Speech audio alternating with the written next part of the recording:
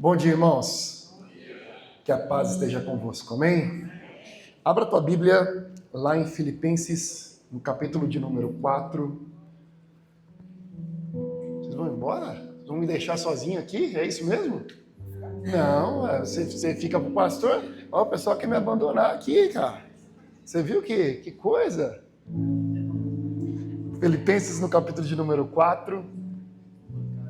Você viu? Puxa vida. O pessoal tá bravo comigo, irmão. Acho que só porque eu não cantei hoje no louvor, aí o pessoal tá meio revoltado hoje. Aleluia. Filipenses 4, versículo de número 6. Talvez alguém chegou nessa manhã e falou assim: opa, o Fernando não tá no louvor. Hoje eu não vou ouvir ele. Aleluia. Quem achou, diz amém. Quem está vendo no telão, diga aleluia. Agora ficou mais fácil, né, irmão? Vamos lá. Diz assim: não estejais inquietos. Em algumas versões está escrito assim na sua Bíblia: não estejais ansiosos por coisa alguma. Antes, as vossas petições sejam em tudo conhecidas diante de Deus pela oração e súplica, com ações de graça. Vamos mais uma vez? Não estejais inquietos por coisa alguma. Antes, as vossas petições sejam em tudo conhecidas diante de Deus pela oração e súplica, com ações de graça. Feche teus olhos por um minuto. Deus, obrigado, Jesus. Obrigado por esse dia, obrigado por essa oportunidade. Obrigado, Senhor, pela Tua presença nesse lugar, Pai. E nós podemos, ó Deus, sentir que o Senhor está aqui, Pai.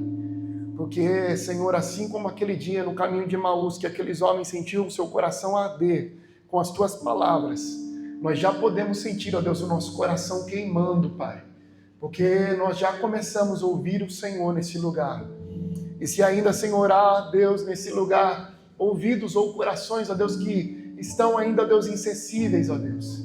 Espírito Santo de Deus, aquele que tem a capacidade de ir aonde ninguém pode, entra, Senhor, nesse coração agora. Rompe, Senhor, essas barreiras agora. E que os nossos olhos, os nossos ouvidos e o nosso coração possa estar agora conectado a Ti, Deus. A Tua voz e ao Teu coração, Senhor. É o que nós te pedimos em nome de Jesus. Amém. E amém, Jesus. Glória a Deus. O que o Senhor leva nesta manhã a nós ministrarmos é a respeito de algo que, embora esteja muito intensificado nos nossos dias, é algo que já está presente na humanidade de maneira muito frequente. Mas o fato é que os dias atuais têm intensificado essa questão, muito por conta de como nós vivemos atualmente como sociedade, muito por conta de como hoje nós lidamos com todas as coisas e com todas as situações. Parece que cada vez mais nós temos mais coisa para fazer e menos tempo para executar. Parece que cada vez mais nós estamos conectados a tantas coisas e, na verdade, nós não estamos relacionados com quase nada.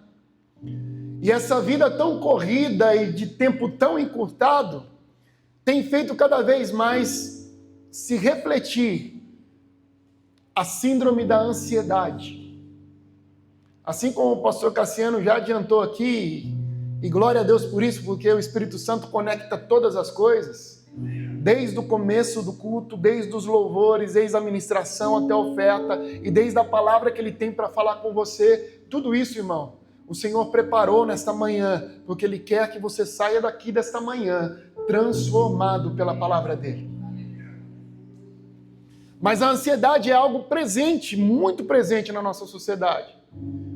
Antigamente nós não víamos tanto falar de pessoas que chegam ao extremo da ansiedade, com síndrome de burnout, de estresse, de depressão, tudo como resultado dessa vida que nós temos. dessa necessidade que nós temos de estar conectado a tudo, dessa necessidade que nós temos de fazer tudo, dessa necessidade que nós temos de dar conta de tudo.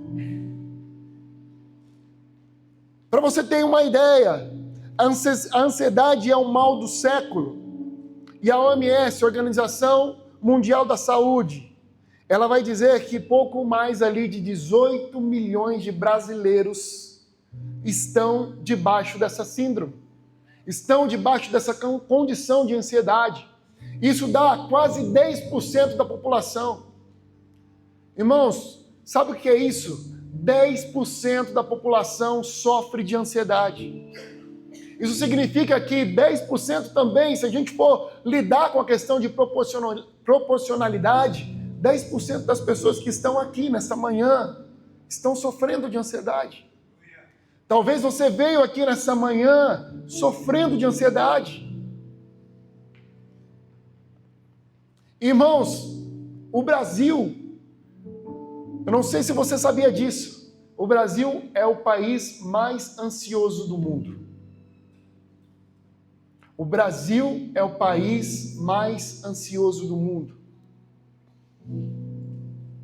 E dos grandes problemas da questão da ansiedade é que ela nunca se satisfaz com o presente, porque ela não te permite viver o presente. Talvez você está aqui sentado, você está aqui me ouvindo, mas a verdade é que o teu pensamento está em outra coisa, a respeito do que vai acontecer depois que você sair daqui. Você veio aqui nesse domingo de manhã, mas a tua cabeça está pensando no problema que você vai resolver lá na segunda-feira. Você veio aqui nessa manhã, mas você não consegue se desconectar com aquilo que está lá fora. Você está aqui no culto, mas você vira e mexe, você está olhando para o celular para ver se o horário já está dando o horário de você ir embora. Porque essa vida tão conectada não nos permite estar presente no lugar onde nós estamos. Não nos permite viver aquilo que nós estamos vivendo agora. Nós sempre estamos com uma expectativa a respeito daquilo que vai acontecer daqui a pouco. Nós não conseguimos. E o problema dessa instabilidade é que justamente essa incapacidade de estar presente nos impede de estabelecer relações. E eu e você, nós como ser humano, não tem jeito, irmãos. Nós somos criados como seres relacionais. O nosso Deus, ele é um Deus relacional. Nós sabemos que o nosso Deus é o Deus Pai, é o Deus Filho e é o Deus. Os três são uma só pessoa. Isso significa que a unidade dos três, ela é tão perfeita que não tem como você falar de um, não tem como você se relacionar com um sem conhecer o outro. Aí Deus, ele cria o homem à sua imagem conforme a sua semelhança. Então, se o nosso Deus é um Deus relacional, automaticamente aquilo que ele gerou também ele é relacional. Por isso que a oração de Jesus, antes dele ser entregue como oferta, como sacrifício pela minha e pela tua vida, o pedido de Jesus, a oração de Jesus para mim, para você, para Deus era o quê? Pai, eu peço que eles sejam um comigo, assim como eu também sou um contigo. Ou seja, irmão, eu e você fomos criados para sermos relacionais. É por isso que a Bíblia nos alerta a respeito do fato de nós precisarmos estar presentes dentro de uma igreja, dentro de uma comunidade, dentro de um corpo de Cristo. Porque eu e você não fomos criados para viver sozinhos, irmãos. Nós somos criados para viver de maneira relacional, presente. E o problema da ansiedade é que ela te projeta para um futuro e você deixa de viver o presente. Ela te faz você perder o valor daquilo que você está vivendo aqui agora, com uma expectativa daquilo que talvez nem vai acontecer. Ela te faz, irmãos, muitas vezes você trocar a preciosidade de um tempo em família, porque a tua cabeça está em outra coisa. Ela te faz perder a preciosidade que é estar dentro de uma igreja, ouvindo uma palavra, se relacionando com os irmãos, sendo ministrado pelo Senhor, porque a tua mente não está aqui, está em outro lugar. A ansiedade faz isso. E ela torna a nossa vida uma vida de frustração. Por quê? Porque essa questão nos faz projetar tantas coisas, começar tantas coisas e não conseguir concluir nada. Quantas pessoas começam uma faculdade e não termina? Quantas pessoas começam um curso e não termina? Quantas pessoas começam um propósito e não terminam? Nós fizemos aqui, irmãos, 12 quartas-feiras de bênçãos. Quantas começaram e terminaram o propósito? Nós estamos aqui com um culto também de oração. Quantas pessoas muitas vezes falam assim, não, eu vou dedicar um tempo diário para o Senhor.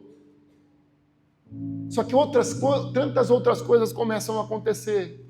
Tantas outras distrações começam a surgir. E nós nos deparamos com o insucesso e o fracasso, porque nós não damos conta de concluir absolutamente nada, apesar de ter começado tudo. Mas nessa manhã o Senhor te traz aqui para poder te restaurar, te trazer de volta para o propósito, te trazer de volta para o objetivo, te trazer de volta para aquilo que Ele tem projetado para você, para que a tua vida, ao invés de ser uma vida de insucesso e frustração, possa se transformar em uma vida de realização e conquista no Senhor. Porque o Senhor não te chamou para ser ansioso. O Senhor te chamou para ser vitorioso nele. O Senhor não te chamou para viver de expectativa. O Senhor te chamou para viver de propósito. O Senhor não te chamou para você viver de frustração, mas te chamou para viver de realização. Aí essa tristeza predomina, essa tristeza permanece pela insatisfação, pela frustração, muitas vezes com você mesmo. Porque você olha para trás e você não consegue enxergar evolução. Você se vê na mesma forma todo momento e cada vez mais cansado e mais frustrado. E ansioso, pensando, não, alguma coisa vai acontecer, algo vai mudar, alguma coisa vai chegar. Mas aí você se esquece que, na verdade, o futuro depende daquilo que você faz no presente. O que Deus quer fazer com você é ressignificar o teu passado, reconstruir o teu presente para te dar um novo futuro. Não, mas você acha que você não entendeu? O que Deus quer fazer com você, irmão, é fazer do teu passado uma história. É fazer do teu passado simplesmente uma resposta para aqueles que te viram naquela situação, reconhecerem aquilo que Deus fez em você, e para que o teu futuro seja diferente daquilo que muitas vezes pessoas olharam no teu passado, determinaram o teu futuro, mas o Senhor, Ele pega o teu passado, reconstrói o teu presente e traz uma novidade de vida no teu futuro, um novo dia, um novo tempo, uma nova história, um novo recomeço. E eu não estou falando de ser ansioso. Não, irmão. Eu estou falando porque aquele que tem convicção e certeza no Deus que ele serve, ele sabe que o futuro dele está nas mãos do Senhor e que Ele tem o melhor para mim e para você. Sabe por que isso não gera ansiedade? Isso gera certeza, irmão. Eu sei em quem tenho crido. Eu tenho convicção em quem eu tenho crido. Assim como Jó disse, porque eu sei em quem eu tenho crido, e no final o Senhor se levantará em meu favor. Sabe o que isso significa, irmão? Pode estar ruim agora, mas não acabou. Pode estar difícil agora, mas não acabou. Pode estar complicado agora, mas não acabou. Porque no final, o Senhor há de se levantar no meu favor. Ele há de vir ao meu encontro. Ele há de restaurar a minha vida. Porque a minha confiança está nele. E o salmista vai dizer, muitos confiam em carros, assim como nós cantamos aqui, e em seus cavaleiros. mas a minha confiança está no Senhor dos Exércitos. Muitos confiam em estruturas humanas, muitos confiam em relacionamentos, muitos confiam em influência, mas a nossa confiança está em Deus, o nosso Senhor. E o que a Bíblia diz? Os que confiam no Senhor são como o quê? Os montes de Sião, que não se abalam, mas permanecem para sempre. Essa é a certeza, irmão, que nós vamos permanecer, que nós vamos prosseguir, que nós vamos continuar. Aí no versículo de número 4, eu quero voltar com vocês ali em Filipenses, a partir do 4, Filipenses 4:4, diz assim: regozijai-vos. Algumas versões estão dizendo assim: alegrai-vos. De que forma? Sempre. Em quem? No Senhor. Existe um lugar para você se alegrar, irmão. Existe um lugar para você se regozijar. E deixa eu te falar, irmão, não é qualquer lugar. Porque você pode encontrar alegrias em outros lugares. Você pode satisfazer momentaneamente a tua vida em outras coisas, é verdade. Mas o único lugar que você sempre vai encontrar alegria e felicidade é na presença dele. E sabe o que é melhor, irmão? Porque assim, a alegria que o mundo oferece funciona da seguinte forma: você pega a alegria do mundo, se satisfaz com a alegria do mundo, mas em troca ela arranca um pedaço de você. Porque você se alegra no começo, mas depois você se vê um grande vazio. Aí você vai lá de novo para se alegrar mais um pouquinho, para tentar preencher o vazio que você arrumou lá atrás. Só que o duro que agora, ao invés de preencher o vazio que ficou, ele te arranca mais um pedaço. Ele vai te arrancando mais um pedaço. E cada vez mais a alegria nunca é suficiente. Mas a diferença do Senhor é que cada vez que você chega até Ele, você se alegra a Ele, cada vez mais Ele te preenche. Você vai lá de novo e se derrama a Ele, você é preenchido pela alegria dEle, e cada vez mais Ele te preenche. Então a alegria do Senhor, ela não te faz sentir um vazio maior, muito pelo contrário, a alegria nele te torna plenamente satisfeito, plenamente preenchido, plenamente enchido pela presença gloriosa dEle. É por isso que Neemias vai dizer: a alegria do Senhor é a nossa força. Porque a alegria que o mundo traz te faz perceber cada vez mais fraco, dependente de cada vez mais. Mas a alegria que o Senhor promove para você te faz se sentir completo nele. Nele. Então existe um lugar onde você pode encontrar alegria. E se talvez, irmãos, você entrou nessa manhã aqui com o teu coração triste, com o teu coração angustiado, com o teu coração ansioso, deixa eu te falar uma coisa: a alegria do Senhor é a tua força. Se você tem se sentido enfraquecido, seja fortalecido nesta manhã pela alegria dEle, pela presença dEle. Ele é a tua força, irmão. Ele é a tua força. E ele vai dizer: outra vez eu digo, alegrai-vos sempre. Sabe o que isso significa, irmão? Que se, talvez, o mundo te dá uma alegria momentânea, e nem sempre a resposta do mundo vai ser a alegria para você, irmão, em Deus, sempre você terá a alegria da presença dEle. Aí você vai falar assim: Fernando, mas isso significa que eu vou estar sempre contente em Deus? Se isso significa que as aflições não vão me pegar? Isso significa que os problemas não vão vir? Não, irmão. Isso significa que você não vai se abalar.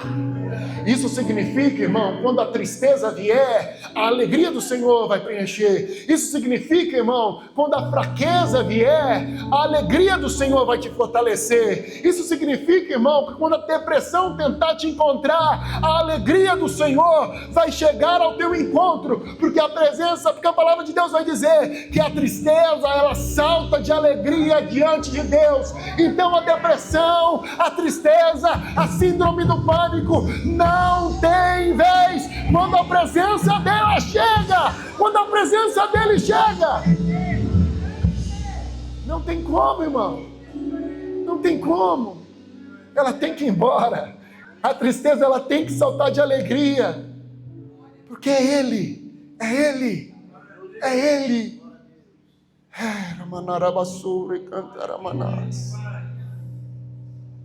No versículo 5 vai dizer assim: seja a vossa equidade, ou algumas versões diz, seja a vossa moderação, notória ou conhecida a todos os homens, perto está o Senhor. Olha que coisa, irmão. Seja a vossa equidade, ou seja, a vossa moderação, conhecida por todos. Sabe o que é isso, irmão? Se hoje alguém fosse falar de você, o que essa pessoa diria? Se as pessoas que estão à sua volta, qual é o argumento que elas falariam a seu respeito? Será que a tua característica seria, não, essa pessoa ela é ponderada, é uma pessoa equilibrada. Não, pode ir lá, pode contar com ela.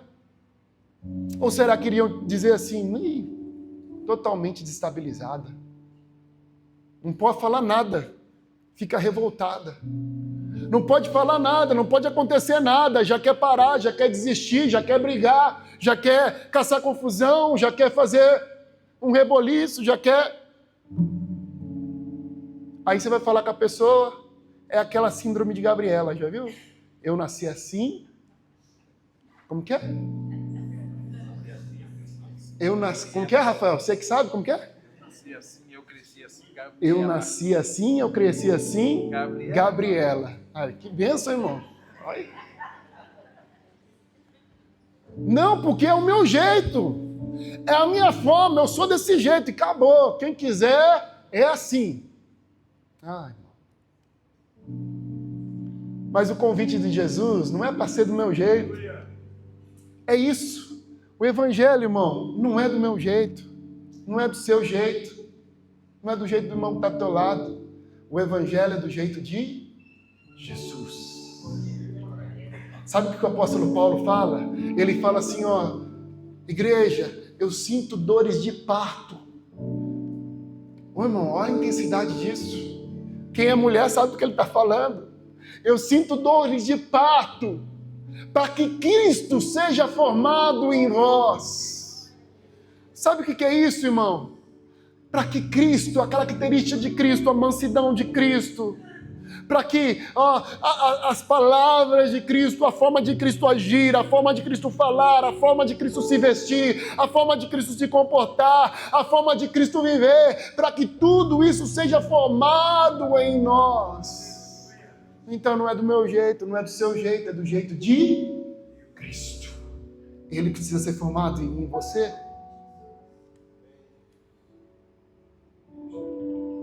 Para que a vossa moderação seja conhecida por todos os homens. Porque o quê? Perto está o Senhor. E aqui, irmãos, nós podemos entender o que Paulo está dizendo ali para a igreja de duas formas.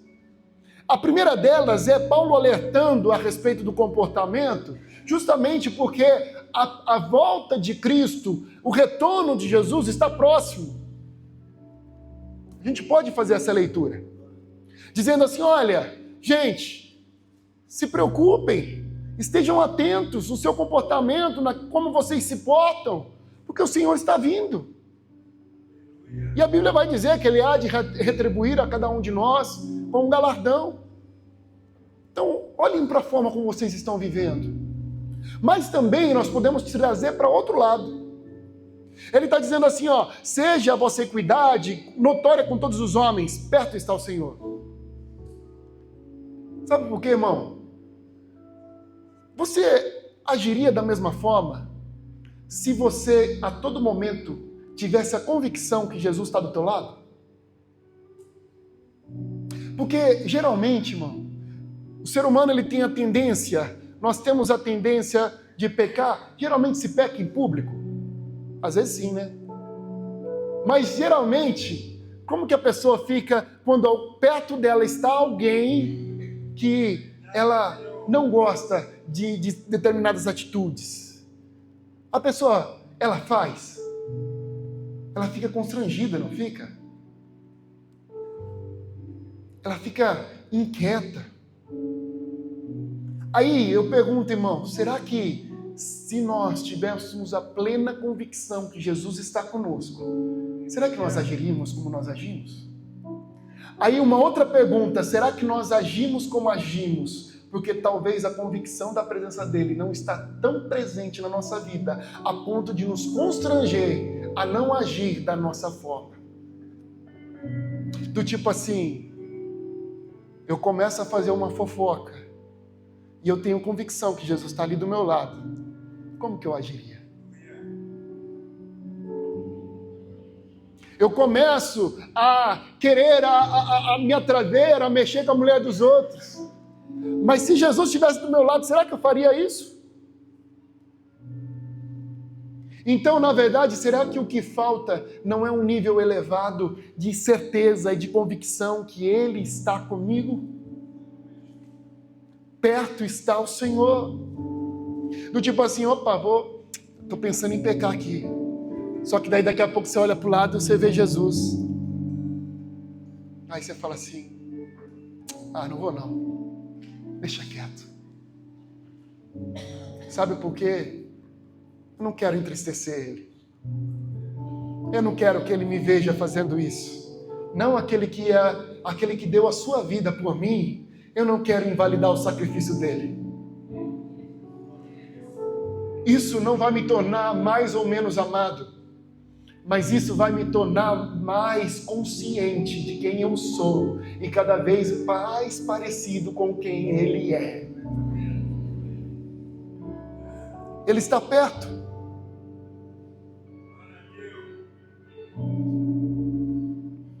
Até mesmo porque nós estamos falando a respeito desse propósito de eu mais um.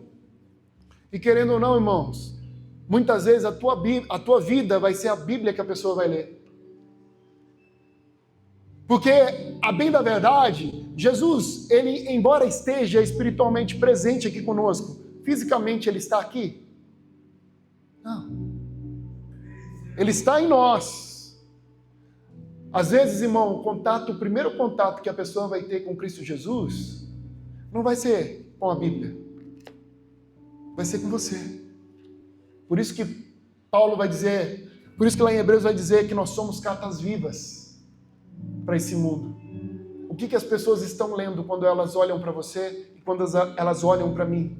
Será que elas veem Cristo? Será que elas conseguem enxergar Cristo em mim? Cristo em nós? Assim como a Bíblia diz, Cristo em nós, a esperança da glória. Cristo em nós. Cristo no meio da igreja. Agora, olha só, irmão, ainda no capítulo 4, vai lá para o verso 11, olha o que Paulo vai dizer.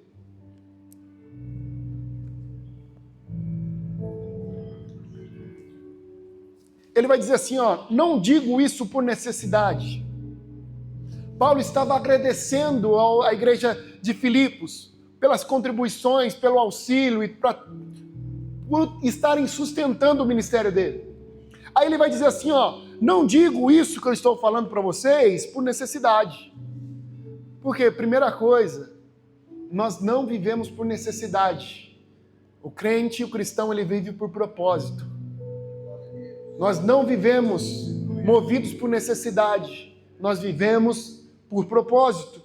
Porque já aprendi a me contentar-me com o que eu tenho. Olha que coisa, irmão. E aqui está uma chave, um segredo, justamente para o sucesso. Porque entenda uma coisa, irmão, aquele que não consegue se contentar com o que tem, não enxerga valor com aquilo que já conquistou. Fernando, mas é pouco, não tem problema, irmão, é seu. Fernando, mas é tão insignificante. Não, irmão, é precioso. Fernando, mas... Não, irmão. Enquanto você não aprender a enxergar valor no pouco, você não tem condição de desfrutar do muito. Sabe por quê? Porque quando você não tem essa consciência, você acaba entregando o pouco que você tem por nada. Porque para você não é importante. Você não dá valor com o pouco tempo que você passa com a tua família e você acaba trocando por nada. Você não dá valor com o pouco de dinheiro que você tem e por pensar que é pouco, você desprende ele por pouca coisa. Você não administra bem, porque na tua cabeça você pensa assim, é pouco, quando eu tiver muito, aí sim eu vou gerenciar melhor. Não, irmão. A própria palavra de Deus vai dizer assim, ó, sede fiel no pouco e no muito eu te colocarei. Então o pouco é o estágio, é a preparação, é o ensinamento para você viver o muito. Entende isso, irmão? Quantos estão entendendo isso? Então não é pouco, irmão. O problema é quando você está olhando para o pouco. O pouco, na verdade, é muito. Oh, Deus, obrigado, Senhor. Obrigado, Jesus. Obrigado por esse carro que o Senhor me deu. Ainda não é aquilo que eu ainda vou conquistar em Ti, mas eu sou grato, Senhor, por essa bênção que o Senhor me deu. Obrigado pela minha casa, obrigado pelos meus filhos, obrigado, Senhor, porque o Senhor está me dando condição de pagar um aluguel, obrigado, Senhor, porque o Senhor está me dando condição de comprar um arroz, obrigado porque o Senhor está me dando condição de comprar pelo menos um ovo, obrigado, Jesus, obrigado. Obrigado, Senhor, porque mesmo com o salário baixo eu estou entregando. Eu estou ofertando ao Senhor porque eu sei que o meu maior valor é o Senhor. Aí sabe o que acontece, irmão? Aí Deus olha assim, opa, tá, aprendeu, tá valorizando um pouco, vou dar mais um pouco para ele, vou dar mais uma porção para ele. Aí ele vai aumentando. Sabe por quê, irmão? Porque o propósito do Senhor em te tornar rico, daquilo que o pastor está dizendo aqui, não é para que você viva esbanjando a vida, mas a partir do momento que você entende que a tua prosperidade vai contribuir para a propagação do reino, o Senhor entende que quanto mais Ele te abençoa, mais o reino dele expande, que você é um propagador, você é um patrocinador do reino, então o dinheiro na tua mão não vai te dominar, ele vai ser um servo na tua vida, e ele na condição de servo vai fazer com que você invista e você trabalhe para que cada vez mais o reino dele cresça. Porque ele sabe, irmão, que as coisas não vão te dominar, mas você vai dominar as coisas. Esse foi o propósito lá no Jardim do Éden. A instrução de Deus foi o quê? Domine sobre todas as coisas. O problema é quando as coisas passam a dominar a sua vida. Aí fica difícil. Mas a partir do momento que você entende que quem domina as coisas é você e que as coisas estão a serviço do reino de Deus, aí, meu irmão, Deus não tem problema nenhum te abençoar, porque o teu coração vai permanecer nele. Aí ele continua dizendo, porque eu já aprendi a me contentar-me com o que eu tenho. Aí ele vai dizer no verso 12, sei estar, o quê? Abatido, e sei também ter abundância, em toda maneira e em todas as coisas estou o quê? Instruído, tanto em ter fartura como a ter fome, tanto em ter abundância como também a padecer o quê? Necessidade. Ele dizendo, eu estou instruído, eu sei. E por que Paulo sabe, irmão? Foi porque alguém contou para ele como que era? Foi porque ele fez um curso de algumas horas? Foi porque ele fez um intensivão e ele aprendeu? Foi isso, irmão. Foi porque ele foi no final de semana intensivo e passou horas e horas no mastermind, uma transformação de mentalidade? Foi isso que aconteceu? Não, irmão. Como que Paulo foi instruído? Vivendo, passando. Eu sei ter muito, mas eu também sei ter pouco. Eu sei passar a abundância, mas eu sei também passar fome. Em tudo essas coisas eu vivi. Então, eu não me movo mais pela questão da necessidade, porque eu passei por isso. eu passei. Eu não sei, irmão, qual é a fase da vida que você está passando no momento. Se é de abundância, se é de escassez, se é de fome, se é de... Não sei, irmão.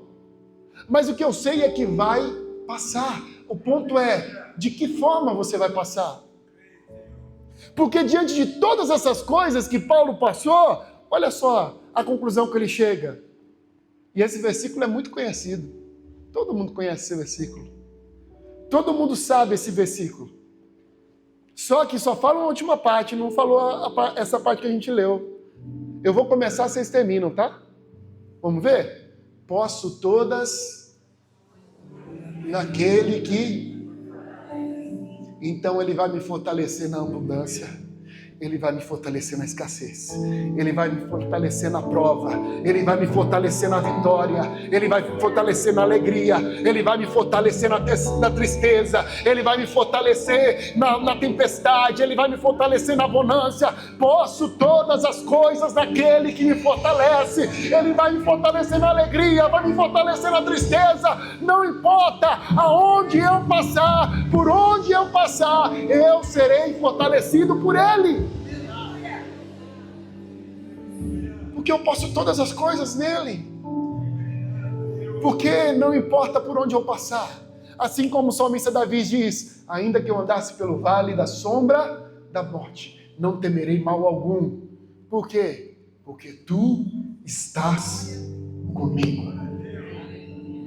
E estar com Cristo no barco, irmão, é a certeza que o barco não vai afundar. Não vai afundar, irmão. Porque Ele está ali. Ele está com você. O que você está aprendendo, irmão? Qual é a fase que você está passando? Agora, entenda uma coisa. Se contentar não é exatamente se acomodar, irmão. Porque às vezes as pessoas confundem isso. Em você ser grato pelo que tem e ser acomodado. Não. Não significa que você precisa se limitar na condição e na vida que você tem agora. Não. São coisas totalmente distintas. Uma coisa é eu ser grato pelo que eu tenho. Outra coisa é eu ser acomodado. Porque o convite do Senhor sempre é para uma vida em abundância, uma vida de crescimento. Porque ali, como o apóstolo Paulo disse, eu aprendi a ter fome, mas eu não fiquei com fome. Eu tive abundância. Ou seja, a Bíblia está dizendo, o Senhor está dizendo para você que a tua realidade não é determinante para o teu futuro. A tempestade não dura para sempre.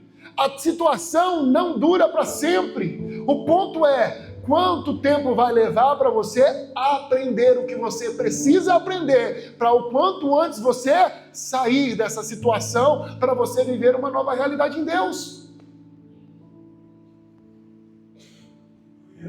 Porque passa, irmão. Agora o ponto é, o que eu preciso aprender para sair dessa situação e viver uma nova realidade em Deus? Agora o que não pode acontecer, irmão, é Cristo Jesus não estar junto com você. Sabe por que muitas vezes você não sai desse looping que não acaba nunca? Porque no momento em que você está caminhando e o Senhor está te direcionando, no momento você acha que você sabe muito bem o que você está fazendo, aí o que você faz? Você solta a mão do Senhor. Aí o que começa a acontecer na tua vida? Começa a afundar. Começa a afundar. Começa a afundar. Aí sabe o que acontece? Quando você está lá quase a ponto de se afogar, você volta e diz: Senhor, salva-me. Socorro, Pai. Aí Jesus, que sempre esteve perto de você, fala assim: vem cá de novo, vamos continuar. Acho que você entendeu. Sem mim você nada pode fazer. Sem mim você não pode viver. Sem mim você não pode existir. Sem mim você não vai prevalecer. Mas eu estou aqui para fazer você continuar, para prosseguir, para se levantar. Sabe o que eu quero te dizer nessa manhã, irmão? Então para de querer se soltar das mãos do Senhor. Para de querer viver por si mesmo. Para de querer viver isolado, sozinho, enquanto as mãos do Senhor estão estendidas a você, te dizendo: ei, vem que eu te seguro, eu te direciono, eu te capacito, fortaleço. Vamos caminhar junto. Vamos continuar junto.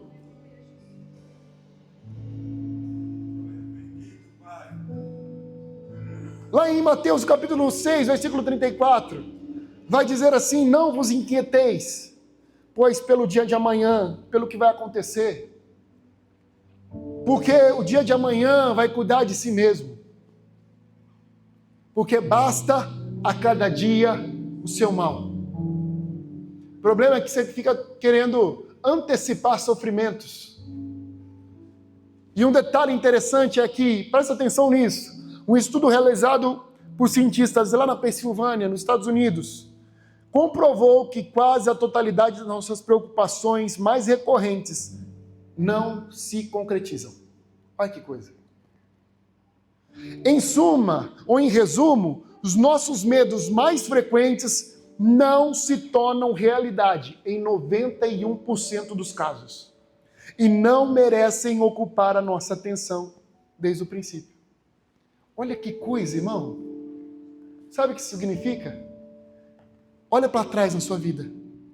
Quantas e quantas vezes você se preocupou, ficou com noite sem dormir, ficou ansioso, ficou com gastrite, com renite, com tudo que tem it, e no final, toda aquela sua preocupação que você ficou, meu Deus do céu, nem aconteceu. E você se viu naquela situação terrível por absolutamente nada. É por isso que Jesus vai dizer, viu? Não se preocupa com amanhã, porque do teu amanhã quem cuida sou eu. Agora o ponto é, o que você está fazendo hoje? Em quem você está depositando a tua confiança hoje? Em quem você está lançando as tuas preocupações hoje? Em quem você está depositando a tua confiança hoje? Em quem? Porque o apóstolo Paulo vai dizer, antes, olha onde você tem que colocar as suas orações, as suas petições. Volta lá em Filipenses 4:6. Olha lá o lugar certo. Antes, as vossas petições. Coloca lá, 4:6. Isso. Antes as vossas petições sejam em tudo conhecidas diante de quem? De Deus, irmão. Sabe qual que é o problema? Que às vezes você coloca as suas angústias, as suas petições, as suas inconformidades, a tua revolta, tudo que você tem ali, você descarrega muitas vezes no teu amigo, no teu parente, que não vai te ajudar em nada. Às vezes você abre o teu coração para as pessoas que não vão contribuir em absolutamente nada, muito pelo contrário, vão te atrapalhar. Às vezes você abre a tua vida para quem não deveria abrir. Mas às vezes a última pessoa que você escolhe para abrir o teu coração, derramar a tua alma, é Jesus. Sabe por quê, irmão? Porque não tem ninguém melhor que conhece você melhor do que Ele. Eu não estou dizendo que você não pode procurar ajuda de pessoas capacitadas e orientadas para isso. Mas o que eu estou dizendo é que você não pode de maneira nenhuma deixar de buscar aquele que é Senhor, aquele que te fez, aquele que te formou, aquele que te conhece nos mínimos detalhes. Aquele, irmão, que você pode ter certeza que quando ele disser assim para você, eu sei o que você está passando, eu te entendo. Ah, irmãos, você pode ter certeza que ele sabe, ele te entende. E sabe o que é melhor, irmão? O apóstolo Paulo está dizendo assim, ó, seja as vossas petições em tudo. Ele não está falando para você escolher alguma coisa, não. Ele não está falando para você ter receio em falar alguma coisa para o Senhor, não. Ele não está dizendo para você ter cuidado com o que você vai falar para Deus, porque do que você for falar, porque afinal de contas ele é... Não. Seja as vossas petições em tudo conhecidas. Não tem problema, irmão. Pede para Ele. Ontem nós fomos no mercado, eu com a minha esposa e o Felipe, e é engraçado quando você vai para criança, irmão. E criança não tem medo nenhum e receio nenhum de pedir absolutamente nada. Ele não sabe se ele vai ganhar, mas não custa pedir. E sabe por que ele não tem receio de pedir? Porque ele sabe que ele tem um pai que é provedor.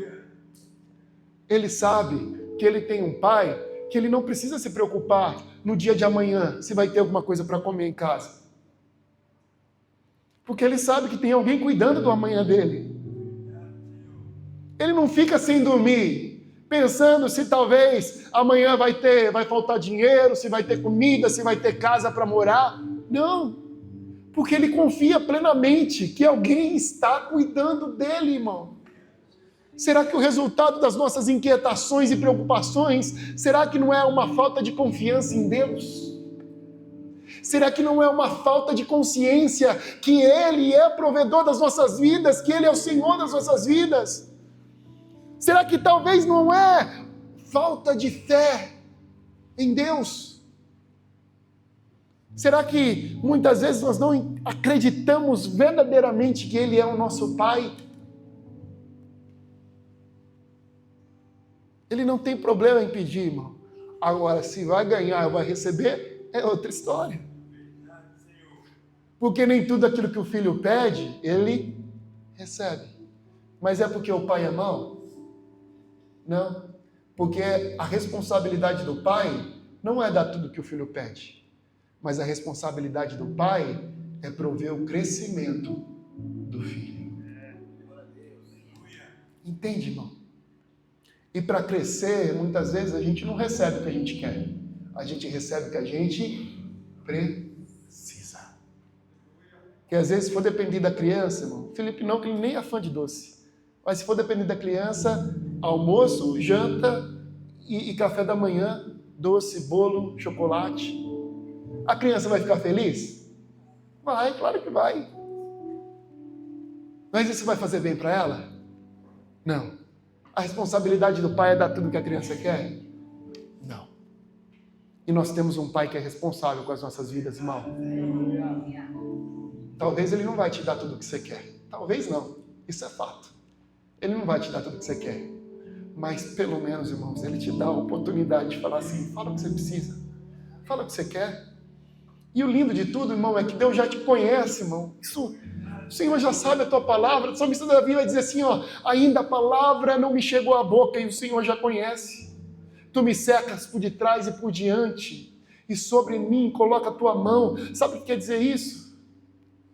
Quer dizer, irmão, que tudo aquilo que você vai falar para Deus, Deus já sabe o que você quer. Mas sabe o que é maravilhoso de tudo? Ele para poder te ouvir, ainda que Ele sabe o que você quer. E é tão bom, irmão, ter alguém para nos ouvir. É tão bom, irmão, você poder falar. É tão bom você ter alguém para poder conversar. Porque às vezes, você só quer falar. Você só quer expor. E tem uma coisa que eu aprendi no casamento, irmão. É assim. Tem hora que o problema não precisa ser resolvido. Porque às vezes o homem tem mania de querer resolver. E às vezes o problema não precisa ser resolvido. Ele só precisa ser compartilhado. E mulher gosta de compartilhar, né, irmão? Aí, marido, vocês precisam ter a consciência daquilo que precisa ser resolvido e daquilo que não precisa ser resolvido. Só precisa ser compartilhado.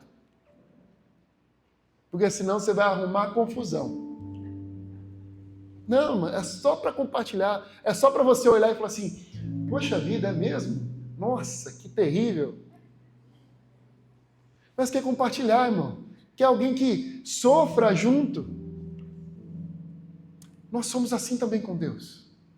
Em Hebreus vai dizer que nós temos um Deus, Jesus, Cristo Jesus, que conhece das nossas aflições. Sabe por quê? Porque justamente para ter essa consciência de saber o que você passa, o próprio Deus se fez homem, habitou entre nós, e todas essas mazelas, tristeza, angústia, dor, Ele sofreu, Ele passou, Ele sabe, irmão. Nós não temos um Deus, nós temos um Deus que sentiu na pele o que é ser um ser humano. E aí ele continua dizendo, antes, sejam em tudo conhecidos diante de Deus pela oração e pela súplica. Sabe o que é súplica? É você pedir insistentemente. Deus não tem problema, irmão, que você fique pedindo insistentemente, não. O único ponto é, para ouvir o que Ele tem para dizer para você.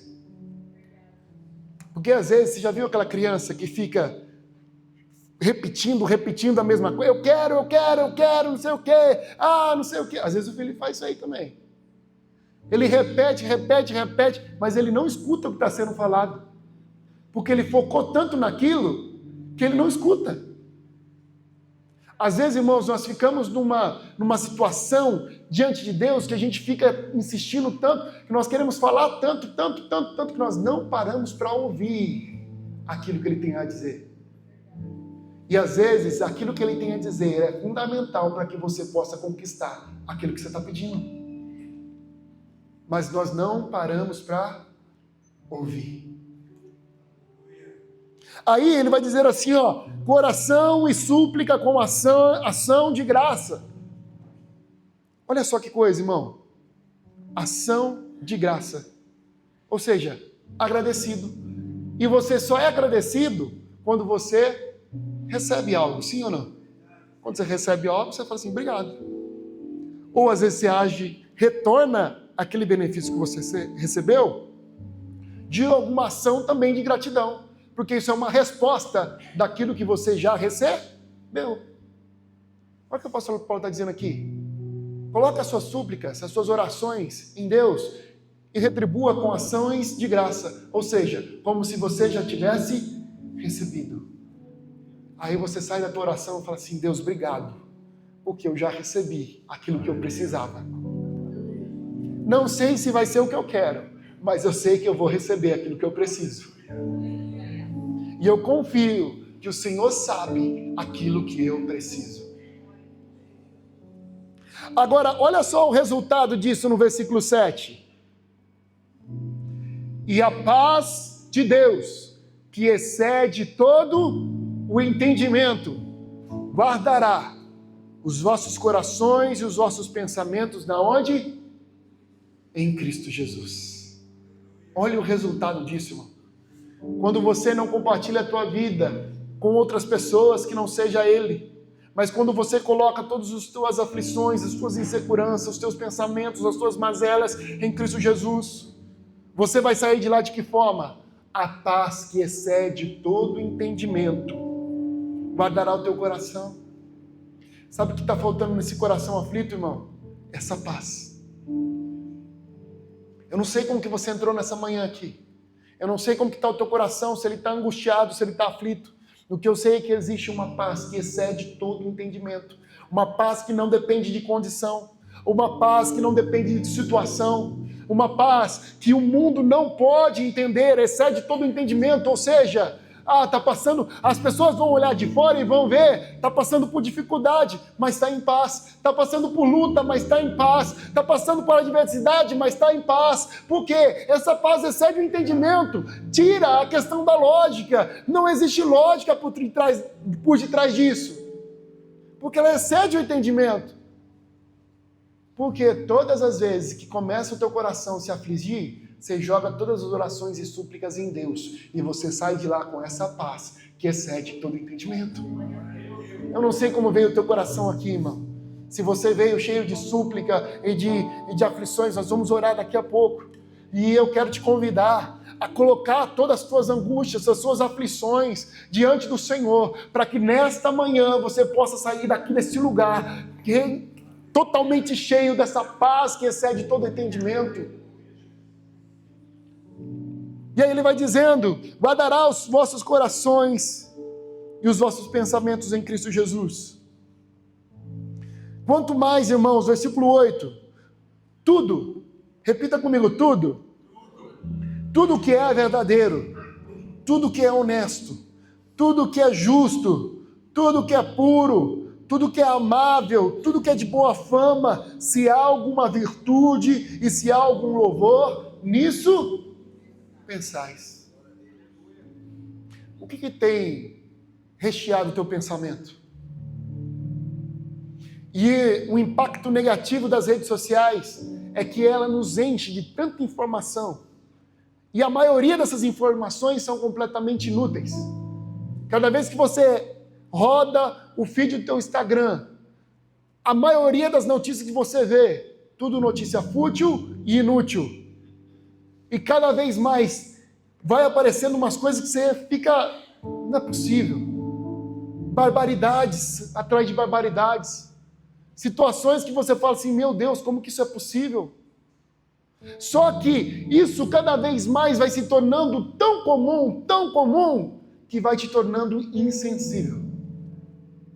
E a Bíblia vai alertar, dizendo assim, ó, por se multiplicar, e nos últimos dias, por se multiplicar a iniquidade, o amor de muitos se esfriaria. Sabe o que é iniquidade, irmão? Pergunta para o teu irmão, você sabe o que é iniquidade? Iniquidade é você praticar algo sabendo que é errado. Ou seja, eu sei que mentir é errado, mas eu vou continuar mentindo. Eu sei que roubar é errado, mas vou continuar roubando. Eu sei que qualquer outro tipo de pecado é errado, mas eu vou continuar fazendo. Aí ele vai dizer, por se multiplicar a iniquidade, ou seja, a prática daquilo que é errado, o amor vai se esfriando. Ou seja, aquilo fica tão comum para mim, que logo aquilo se torna normal. E aí o amor vai cada vez mais se esfriando. Irmãos, o que nós estamos vendo na sociedade? Cada vez mais a questão do aborto, normal. A questão esses dias eu vi uma notícia que, meu Jesus amado, um camarada de 30 e tantos anos com uma menina de 12, e aí Tribunal Superior de Justiça dizendo que isso era normal. Meu Deus. O ponto é, irmão, não é porque todo mundo faz que se torna certo. O certo é certo mesmo quando ninguém está fazendo. E o errado é errado mesmo quando todo mundo faz. Agora a sociedade vai dizer, não existe verdade absoluta, porque depende. Não, irmãos, existe sim uma verdade que é absoluta nas nossas vidas.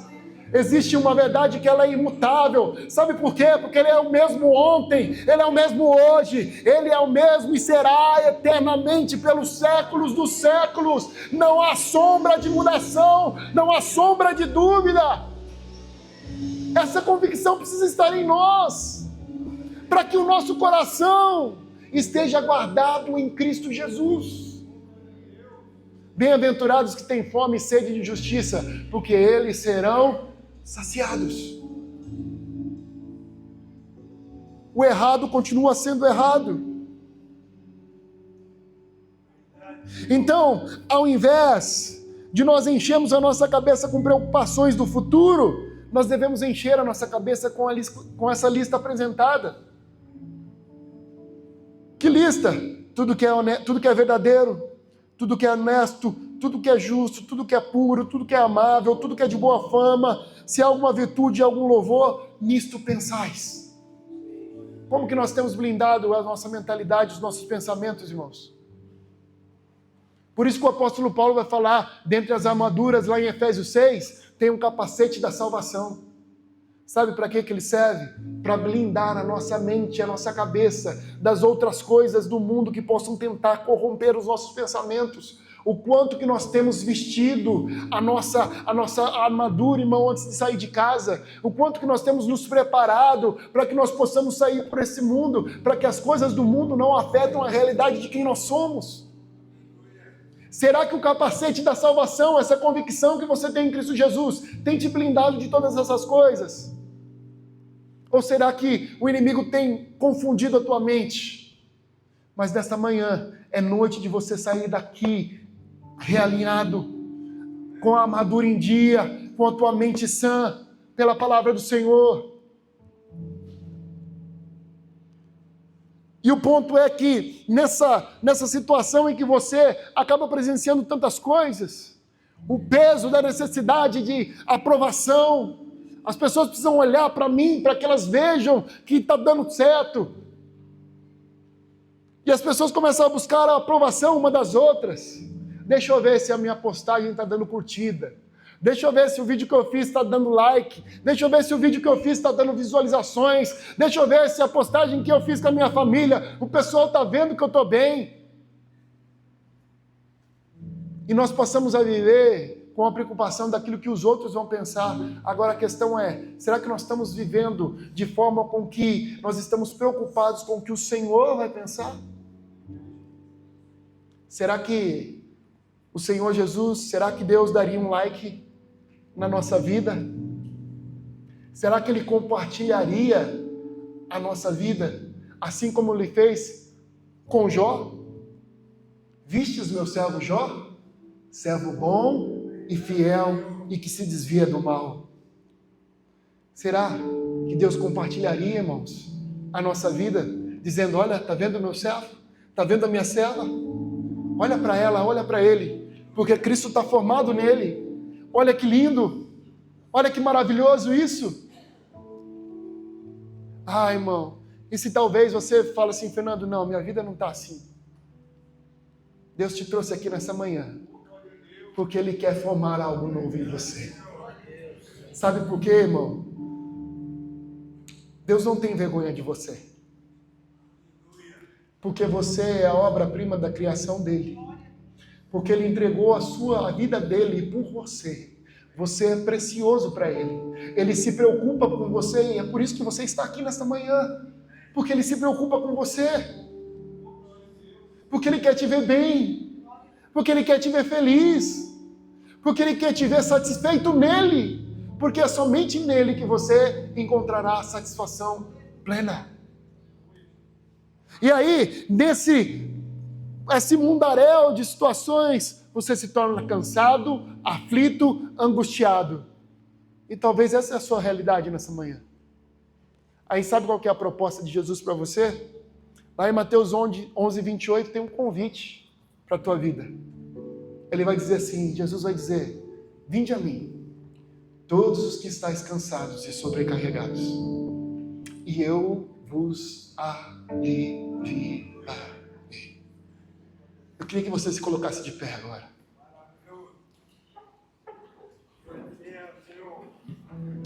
E ele vai dizer assim, tomai sobre vós o meu fardo, que é leve e é suave, e aprendei de mim, que sou manso e humilde de espírito, e acharei descanso para as vossas almas. Irmãos, eu não sei como que você entrou aqui, não sei se você faz parte dessas pessoas que sofrem com ansiedade. Eu não sei se o teu futuro, o receio pelo teu futuro tem te paralisado de viver o teu presente.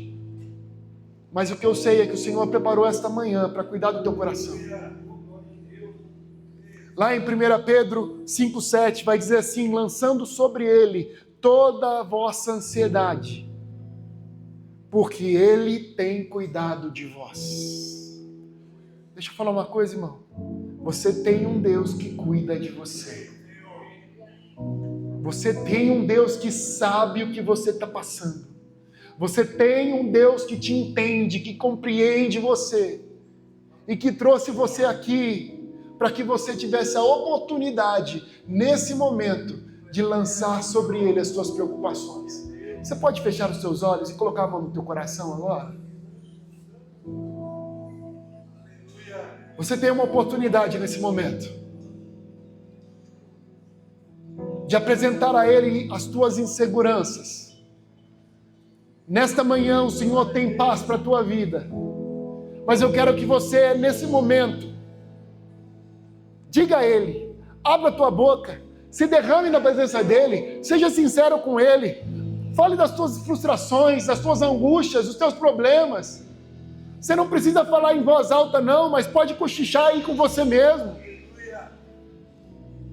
Fala para Ele daquilo que você está duvidando que pode acontecer. Fala para Ele de como que o teu coração está ferido, angustiado, triste, abatido. Fala para Ele da tua falta de fé. Fala para Ele da tua incapacidade de enxergar uma solução para o problema. Lança nele as suas preocupações. Porque Ele tem cuidado de você. Ele tem um refrigério para você, Ele tem resposta para você nessa manhã, Ele tem resposta para a tua vida nessa manhã. Aleluia! Oh, Senhor, em nome de Jesus. Meu Deus, toca, Senhor, em vidas nessa manhã. Toca, Senhor, em corações nessa manhã. Deus, se está faltando paz, ó Deus, segurança, se está faltando, ó Deus, convicção e certeza de que o Senhor tem cuidado, meu Deus, eu te peço agora, envolva, Senhor, essa pessoa com a tua presença e com a certeza de que o Senhor está cuidando dela. Toca agora, Jesus, toca agora, Senhor, em áreas, ó Pai, ó Deus, em sentimentos, em coração, em nome de Jesus, para que haja, Senhor, uma restauração, um renovo, em nome de Jesus. Escute isso.